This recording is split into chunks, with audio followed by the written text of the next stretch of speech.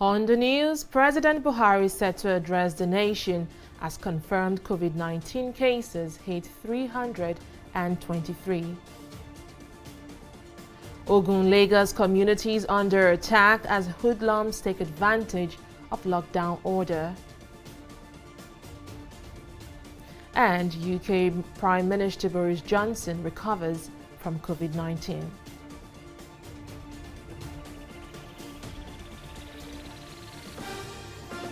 A warm welcome to News Now. I am Fidelia Aguncha.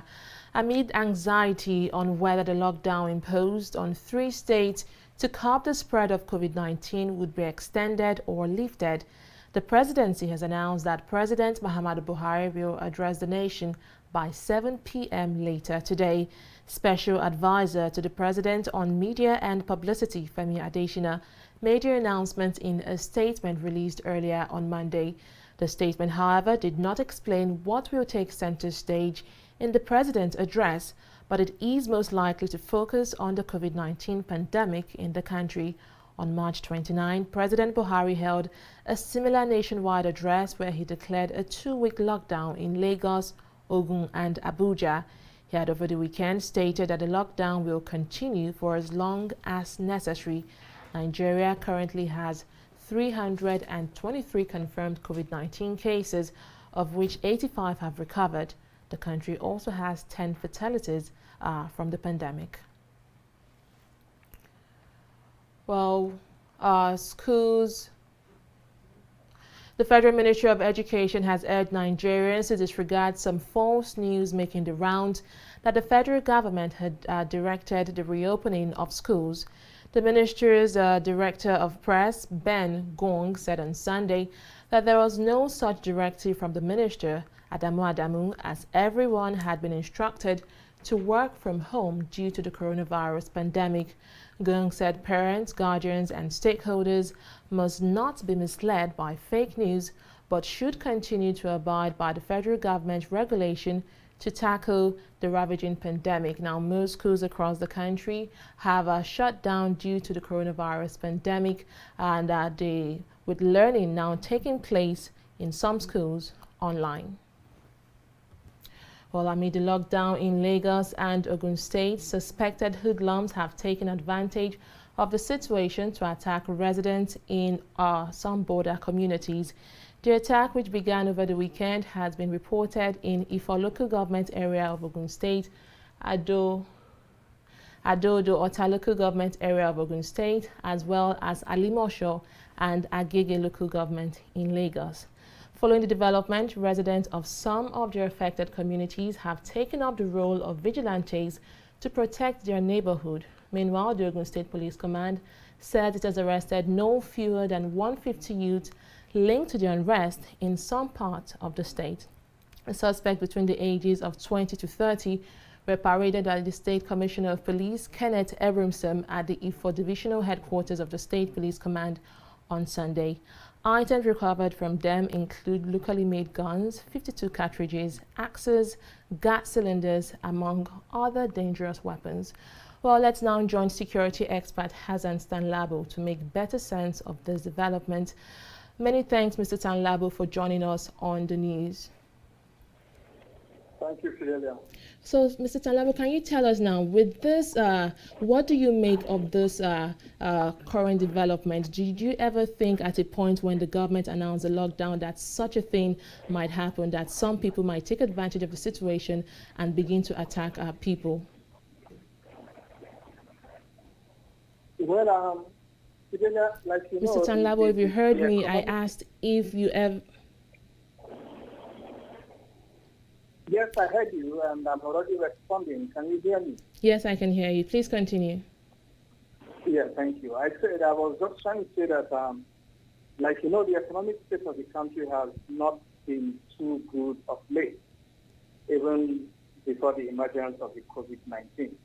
You know, our major source of income, which is oil, was already, diving, and has not been doing too well in the international market. The minimum wage thing that was put in place has not been fully respected yet, especially by the private sector. So hunger has been in the line. even before COVID-19 eventually came and worsened the entire situation, leading into the current high crime rates we now witness, especially in Lagos and parts of Ogun State, where communities are, being attacked, motorists and all sorts of things happening. We now see communities trying to see how they can set up blockades through structures like vigilantes and so on. Yes. But if I may recommend to government, if I may advise government, I would seriously want to advise that we enhance the policing of our community. All right? Okay. There should be more security men on ground. Okay. There should be more patrols, foot patrols, vehicular patrols, standing patrols. And by standing patrols, I mean positioning of men in hotspots areas, especially the highly dense areas, We should have men in all those areas. Okay. Then, of course, too, the palliative coming in form of both food and money. I think we need to still deepen our penetration as far as distribution of palliative is concerned. Mm. If you start moving palliatives to Ikoyi, Victoria Island, and Banana Island, I think you are not getting the right target. Mm. Your palliatives should be going to such communities where you have people or more of the vulnerable poor, Maroko, Ajebule, Mushin, Shasha, and so on. All right? Okay. These are the areas we should actually be targeting as much as possible. And then I must say Lagos State is doing quite a good job. I think we still have room to improve. There's still a great lot of improvements that will still be done to see that this palliative is spread around. Because frankly speaking, I think the high crime rate is because people are finding it difficult to feed and be able to even access any little income at all. You agree with me that a good number of our society is made up of people who survive on daily earnings. Sure. So when you consider this, it is important that this palliative really gets to the right target. The right target. The idea of churches or religious organizations conveying their palliatives to government is not proper at all. 90% of church attendees in Nigeria belong to the vulnerable poor amongst us.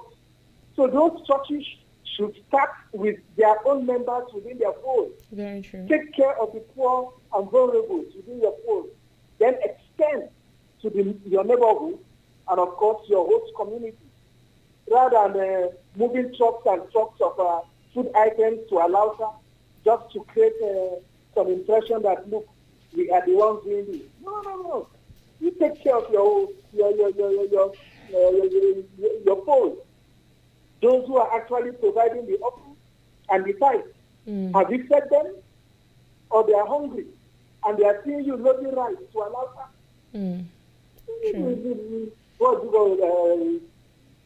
Look, we should address the home base first. I think that's the little recommendation I would want to put across. Okay, so Mr. Tanlabo, you made mention that there should be more vigilante persons in position, and the police should and security officials should ensure more patrol of these communities. But this incident has instilled fear in many people, and immediately reports that the lockdown might be extended. Do you think this would be enough to actually ensure that this doesn't continue? Definitely the lockdown, I think there is need for us to extend it. It has not been extended. It's a difficult decision to take by government, but frankly speaking, it is just the right thing to do under the present situation. For us to curb this, we have got to really lock down for quite a long time to come. Definitely. It's a hard decision. And that's why government has got to really address the issue of palliative. Because it's when you lock down that you can really check the spread of this disease. I hope you know the bulk of it now is coming out spread. It's no longer foreign, that is those coming in from outside. Yes, it's now amongst us. So we have to check it. To check it, we must halt movement. We must halt every external engagement outside our home as much as possible. Well, thank you very much, Mr. Hassan Stanlabo, for your input right there. Well, in other news, the Presidential Task Force on COVID-19 has been outlining some of the successes of the lockdown directive issued by the federal government. Speaking with newsmen in Abuja, the Secretary to the Government of the Federation, Boss Mustafa, says a stay-at-home order has made isolation and contact tracing of COVID-19 patients easier for health officials. He therefore urged Nigerians to adhere to precautionary measures to avoid a further spread of the disease.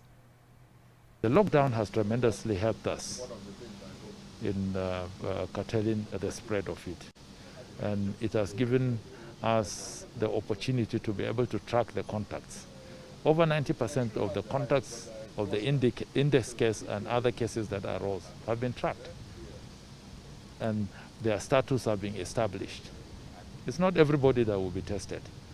It's when you manifest the symptoms that you are supposed to subject yourself to a test. So I think by and large, we are winning in that area. We are not there yet. With the support and cooperation of Nigerians, we will be able to minimize or reduce infection, getting to the level of community transmission. Because the community transmission is the most difficult part of managing this entire crisis. Boss Mustafa also said it is in the best interest of the nation to jointly address the coronavirus pandemic, especially as Nigeria strives to achieve self-sufficiency in food production. The SGF also added that the government is willing to support farmers with incentives that will help cushion the effect of the COVID-19 pandemic on farming activities across the country. The strength of a nation is its ability to feed itself. If we can pray and trusting God that this thing is over as quickly as possible, we believe that our farmers can go back to farm. We will provide them with farming inputs in terms of fertilizer, tractors, and all other requirements that would help them tremendously to be able to cultivate the lands. And we can move in that direction of the diversification of our economy and have self-sufficiency and security in our food production. The Lagos State Police Command says it has arrested an inspector attached to a police station in Ago for allegedly extorting 40,000 naira from a motorist. The culprit, identified as Taloju Martin, was caught on video collecting the said sum after impounding the car of the motorist who was reportedly out to get food items. Reacting in a statement on Sunday, Bala Elkanah, spokesperson of the Lagos State Police Command, said Martins has been arrested and the money has been handed over to the owner. Elkanah adds that Martins will face an orderly room trial for his actions and that the public will be duly informed on the outcome of that trial. Lagos State Police Commissioner Hakeem Odumosu has now ordered a probe of the activities of the Ago station. Now, the Kaduna State government has expressed fear that violation of the lockdown order in the state may jack up its cases of COVID-19 to as high as 57,000. The fear was expressed by the state task force on COVID-19, which said that the risk assessment of the pandemic is troubling and could be up to 57,000 new cases if there is no effective enforcement and implementation of the lockdown order. The task force was reacting to the 6th confirmed COVID-19 case involving a male patient who returned from Lagos State to Kaduna through a commercial vehicle after he tested positive for the disease. It, however, said that it has commenced massive enforcement of the lockdown, especially to stop interstate travels if further notice as part of measures to avoid community transmission of the disease. And to Katsina State, the Chief Judge, Justice Musa Abubakar Danladi, has ordered the release of 185 inmates as part of measures aimed at curtailing the spread of COVID-19 by limiting social gathering and contact. A statement by the Chief Registrar, Kabiru Shuaibu, said the measures were in compliance with the directives of the Nigerian Center for Disease Control, NCDC, and the Chief Justice of Nigeria, Justice Muhammad Tanko, to heads of court in Nigeria. A breakdown of those released showed that 146 were awaiting trial inmates and 126 critically sick inmates who were conditionally released and 11 others awaiting trial who were discharged. The registrar further stated that the Katsina CJ has also directed judges of high courts on all judicial divisions to review all cases and detention orders of persons awaiting trial in various courts and exercise their powers in discretion to grant bail to deserving cases. The Nigerian Air Force has commenced the distribution of oxygen produced at its liquid oxygen plant to coronavirus isolation centers in the country. The force says it has started sharing the oxygen at selected hospitals as part of response to end the COVID-19 pandemic in the country. According to the World Health Organization, oxygen therapy is the major treatment intervention for patients with severe COVID-19. It therefore advised all countries with cases to work to optimize the availability of pulse oximeters and medical oxygen systems. 85 out of Nigeria's 323 confirmed COVID-19 cases have recovered from the ailment. South African President Cyril Ramaphosa has vowed to take action after a wave of gender-based violence, robbery and vandalism across the country. Since a nationwide lockdown was announced on March 27 in a bid to curtail the spread of the coronavirus pandemic, 148 people have been arrested and charged with crimes relating to gender-based violence. In an open letter to the nation on Monday, Ramaphosa said it was despicable that criminals were seeking to capitalize on the shutdown at a time when law enforcement authorities are embroiled in the national battle against the pandemic. As of Monday morning, South Africa had reported 2,176 confirmed cases of the coronavirus, with 25 deaths, and that according to Johns Hopkins University. Meanwhile, Italy has extended the nationwide lockdown until May 3rd as the hard-hit country continues to fight the COVID-19 outbreak. The strict lockdown measures, which are forced most Italian businesses to remain closed and forbid people to leave their homes, if not for essential reasons, were due to end on April 13. UK Prime Minister Boris Johnson tested negative for coronavirus before being discharged from hospital on Sunday. A government spokesperson who confirmed the development says Johnson was continuing his recovery at his official country residence.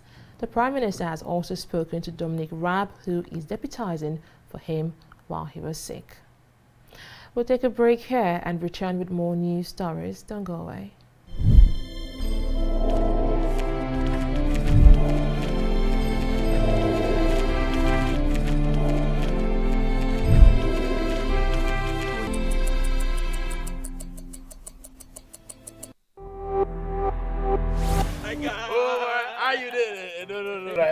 Everything. No feet shake you. You know they read. Now believe this corrupting. You know fit touch black man. If you like, gather the whole Niger come together, make the cough. Nothing. Which one you want? Give me V&D. Aha. I beg, get small pieces. How much you want to give him? Give me 200. Take your change now. No day town. No worry, that's true. My people, this coronavirus, na serious matter. You see this virus, so it no get leg. Now we dey waka kurukere, no waka around make the virus for die. No forget say the betterment of our people. Now for your handy day. This message is from the Akinfade Foundation in partnership with the National Orientation Agency with support from MacArthur Foundation.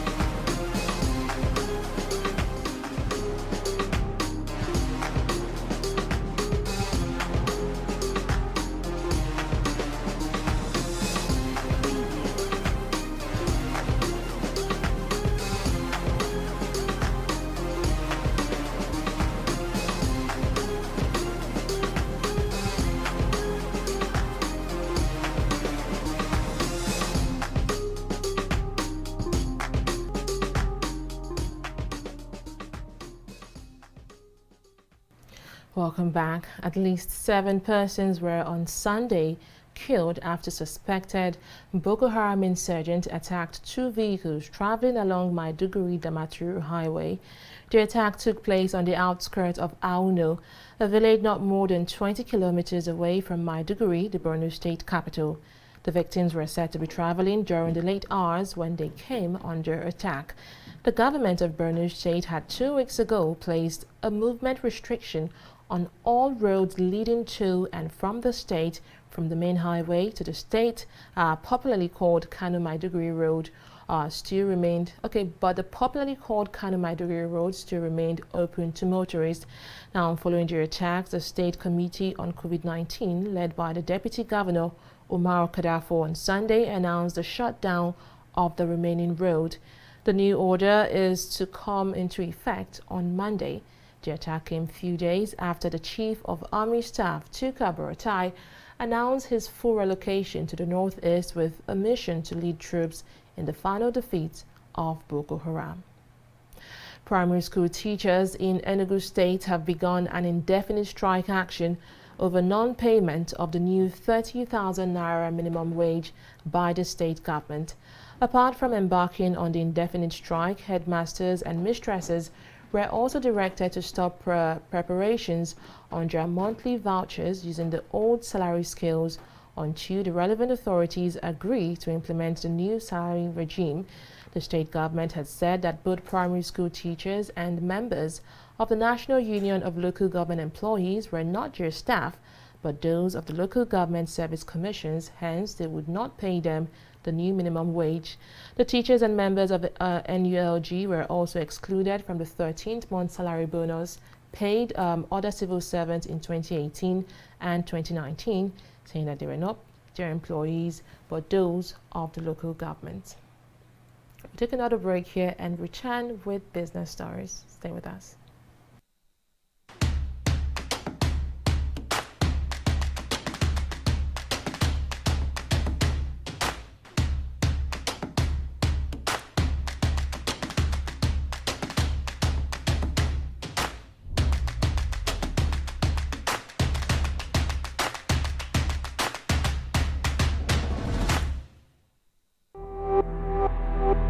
James. I don't know. You know the answer your call. Try. This. Hello? Is this Mr. Peter? I'm calling from the NCDC. Your friend, Mr. James Okripocha, was brought in this morning and tested positive for the coronavirus. He mentioned that he had been in close contact with you. God forbid bad thing. Sir, I am not saying that you have the virus, but you have spent some time with him over the past 14 days and it is better if you self-isolate immediately. I don't know any James at all. Even only James in the Bible that I know as a good Christian. Sir, he showed us pictures. Now, wow. If you have come in contact with someone who has tested positive for the coronavirus, self-isolating is key to protecting those around you. Remember, viruses don't move, people do. Stopping the spread is in your hands. This message is from the Akinfade Foundation in partnership with the National Orientation Agency, which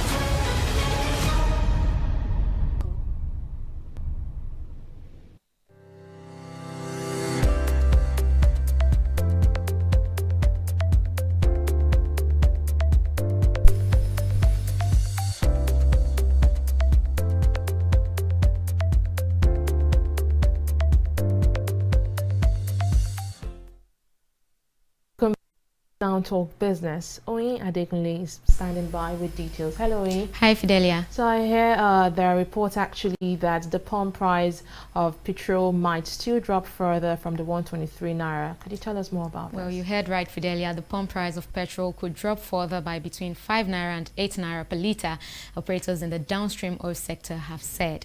According to oil marketers, the crash in crude oil price warranted the recent slashes in petrol price by the Petroleum Products Pricing regulatory agency. They noted that the current PMS cost of 123.5 naira per litre to 125 naira per litre could drop further when other operators join the Nigerian National Petroleum Corporation to start importing products. Senior officials of the Independent Petroleum Marketers Association of Nigeria and the Petroleum Products Retail Outlets Owners Association of Nigeria, however, noted that this would happen when every downstream petrol importer begins to assess the dollar at the same rate with the NNPC. And oil prices edged higher on Monday in a muted response to a global deal on record output cuts amid concerns over whether the packs will head off an oil glut as the coronavirus pandemic hammers demand. The OPEC Plus group of oil producers, comprising the Organization of the Petroleum Exporting Countries, Russia and other countries, agreed at the weekend to cut output by 9.7 million barrels per day in May and June, representing about 10% of global supply. Brent crude futures were up 53 cents at $32.01 per barrel, having opened at a session high of $33.99 per barrel. Meanwhile, U.S. West Texas Intermediate crude was up 86 cents at $23.62 per barrel, having earlier hit $24.74 per barrel. U.S. President Donald Trump praised the oil supply deal, the possibility of which he had first touted on April 2nd. And that's it on business. It's back to Fidelia now for the rest of the news. Thank you very much, Owen. Let's now move to the foreign scene. A Turkish court has accepted an indictment brought against 20 Saudis, including former associate of Crown Prince Mohammed bin Salman, for the murder of prominent journalist Jamal Khashoggi in Istanbul in 2018. The 117-page indictment prepared by Istanbul prosecutors was accepted by Istanbul's Heavy Penal Court number 11. A detailed report from the trial in Saudi Arabia, where 5 defendants received capital punishment. The indictment identified the associate as former Deputy Intelligence Chief Ahmad Asiri and former Royal Aide Saudi Al-Qahtani. Khashoggi, who is a columnist from the Washington Post, was killed and dismembered by a group of Saudi operatives shortly after he entered the country's consulate in Istanbul on October 2nd, 2018. And to sports, Super Eagles assistant coach Joseph Yobo says he will bring motivation, inspiration and consistency to the national team. The Nigeria Football Federation on February 12 announced the appointment of the former Super Eagles captain, but sections of the NFF have questioned his appointment, claiming that the ex-international does not have the required certification for the position. But in a live Instagram chat with newsmen over the weekend, Yobo said he was ready for the challenge. And that's it on News Now. Many thanks for joining us. I am Fidelia Aguncha. Bye for now.